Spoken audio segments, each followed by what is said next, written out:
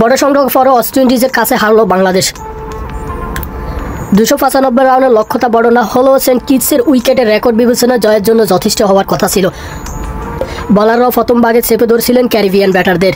সাকিব রানাদের নিয়ন্ত্রিত বোলিংয়ে 90 রানের ফেরতে 3 উইকেট হারায় ওয়েস্ট ইন্ডিজ।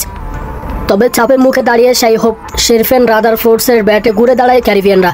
ব্যক্তিগত 86 রানে শাইহোপ বিদায় নিল ক্রিজে রীতিমতো জট তুলে সহজ করে দেন রাদারফোর্ডস।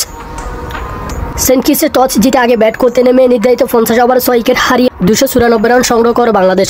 দলের হয়ে সর্বোচ্চ 74 রান করেছেন মিরাজ। জিততে হলে সেন্ট কিটসের এই মাঠে রেকর্ড করতে হতো ওয়েস্ট ইন্ডিজকে, সেটি করে দেখিয়েছে ক্যারিবিয়ানরা। এর আগে 2016 সালে অস্ট্রেলিয়ার বিপক্ষে এই মাঠে সর্বোচ্চ 66 রান তাড়া করে 4 উইকেটে জিতেছিল ওয়েস্ট ইন্ডিজ।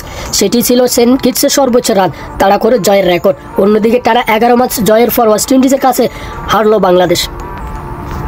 30 ওভার পর্যন্ত এই ম্যাচ ছিল বাংলাদেশের। এরপর রাদারফোর্ডসের পাল্টা আক্রমণও শুরু করলে এলোমেলো হয়ে যায় বোলিং। শাইহোপ বিদায় নিল, সুযোগ কাজে লাগাতে পারেননি সফরকারীরা। তীরে ব্যাট করতে নেমে 2 রান করে ফেরেন লিটন দাস। দ্রুত উইকেটে হারিয়ে চাপে পড়ে যায় সফরকারী। এরপর উইকেটে আছেন বাংলাদেশ অধিনায়ক মেহেদী হাসান মিরাজ। ফিরতে পারতেন রানের খাতা খোলার আগে। মুখোমুখি হওয়া দ্বিতীয় বলে তার বিপক্ষে এলবিডব্লিউ এর আবেদনে সাড়া দেননি আম্পায়ার। এরপর বাংলাদেশের হালধর জাকির আলী অনেক ও মাহমুদুল্লাহ রিয়াদ দলের রানকে 300-র কাছাকাছি নিয়ে যান তারা দুজন। 74 বলে 96 রানের জুটি ছিল তাদের। 40 বলে 48 রান করে ইনিংস শেষ হওয়া 1 বল আগে আউট হন জাকির। 46 বলে 50 রান করে অপরাজিত থাকেন মাহমুদুল্লাহ রিয়াদ।